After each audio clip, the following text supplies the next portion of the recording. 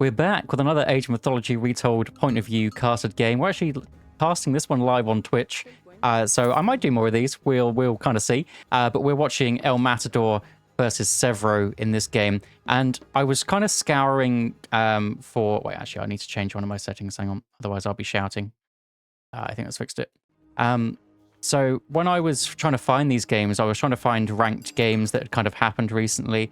That's what I like to do for these point of views, but there just weren't any, which sucks because, you know, we want the rank ladder to be populated. But these guys played offline, and you can still find that on Gerbot's site. Not offline, but, you know, like a custom game, not on the ladder. So that's what we're going to be watching. And we're going to be watching El Matador in one of the... He's in the... he's still in the tournament. He's doing very well.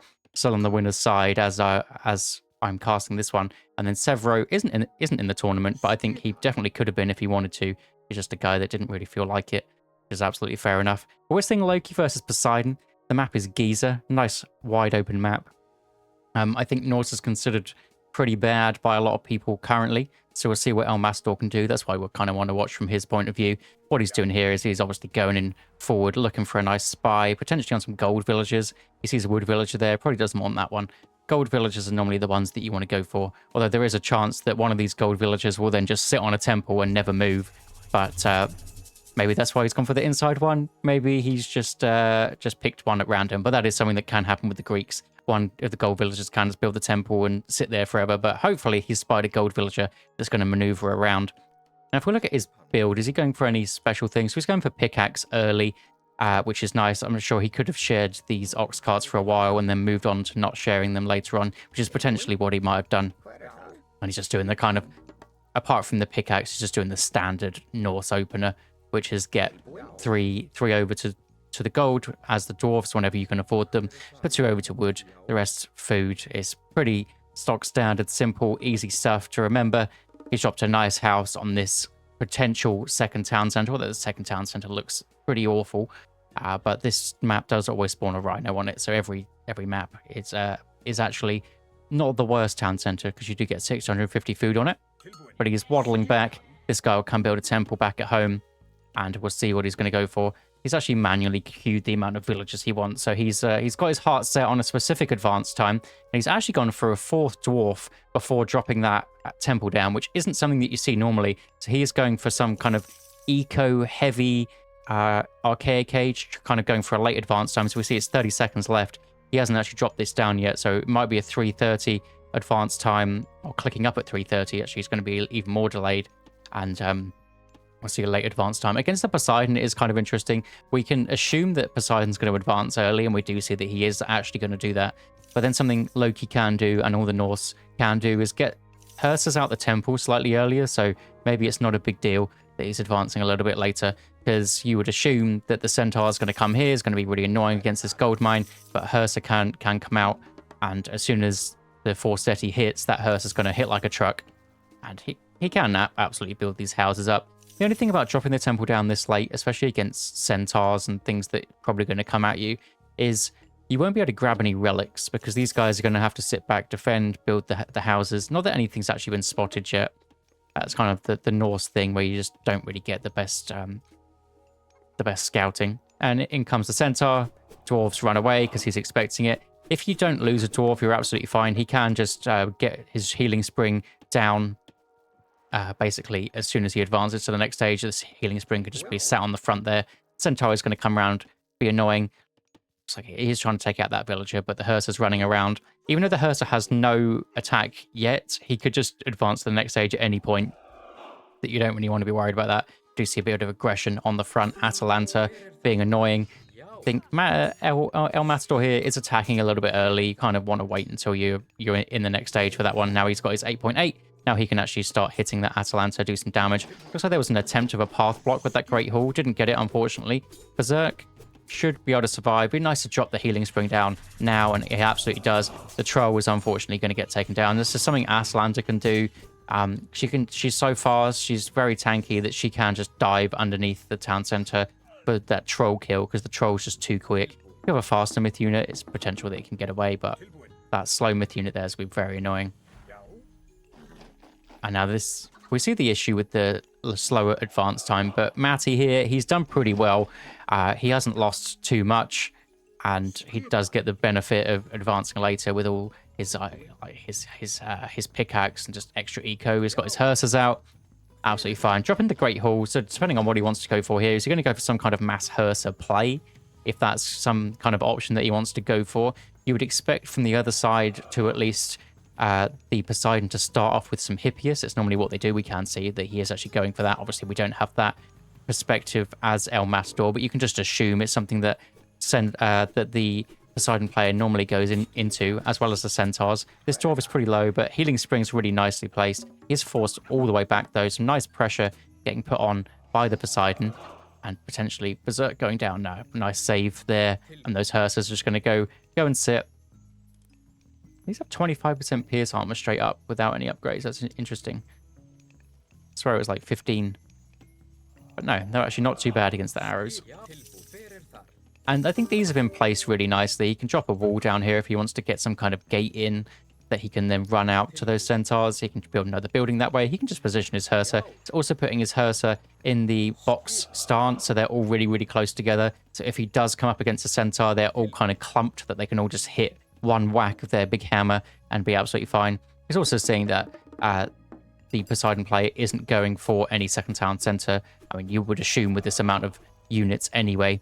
And then moving into the longhouses to potentially get some berserks out with his upgrades from Forseti, or maybe just get some herdmen, depending on how many horses he does kind of see. Centaur is being very annoying. It's being controlled really nicely. So what Matty's going to do is just send the one Hersir over there to deal with that. Then he's got the rest of the Hersers to deal with this side. The big benefit of going for this big Hersir play is, I mean, he's got basically those 10 Hersers gathering favors. He's going to have more favor than if he would just went for a normal build where he's just going for normal units. It looks like these Hersers are off on a raid, and they're just going to waddle over here.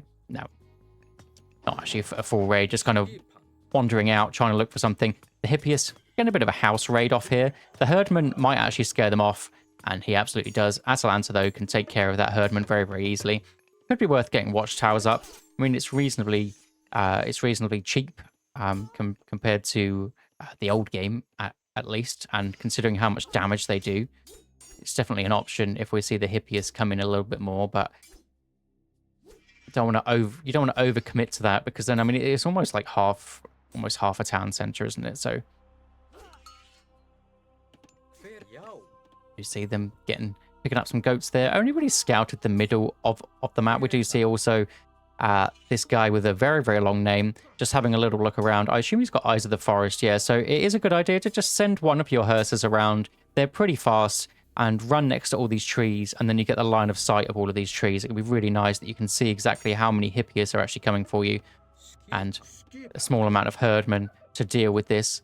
Although the counter to Herdmen for Poseidon is going to be those Centaurs, so it does have to watch out from a micro perspective on that one. You see the Hersir's enemy, the Hippias, running over here, but Herdman very nicely back here. Looks like they all begin with H, which is pretty annoying. I think four Herdmen plus a watchtower could be enough to deal with this, but instead just going to drop back in. That's really nice anti-raiding kind of play style here. Just slow units that are big counters, sitting by your units, and then just making sure that you can garrison the gatherers up as soon as he can. And it looks like this spy did go on the villager that went on the temple. You can still see when the gold mine is evaporated, because they build the temple next to the gold mine more often than not. So it isn't bad. It's just unfortunate that they won't be able to see where those gold miners go, just which direction they walk off from. And Theseus is definitely the weak link of the Poseidon army in terms of speed, and he's going to get picked off very, very easily. Not the most expensive unit, but it's always worth taking it down. So we do have 50 favor sat in the bank. That could potentially go for some battle boars if that's the direction that Matty wants to go for here. Go for the heroic age, get some battle boars in, go on some town center raids, that sort of thing. Even just saving up for potentially another use of another god power, or trolls to defend are also a decent option.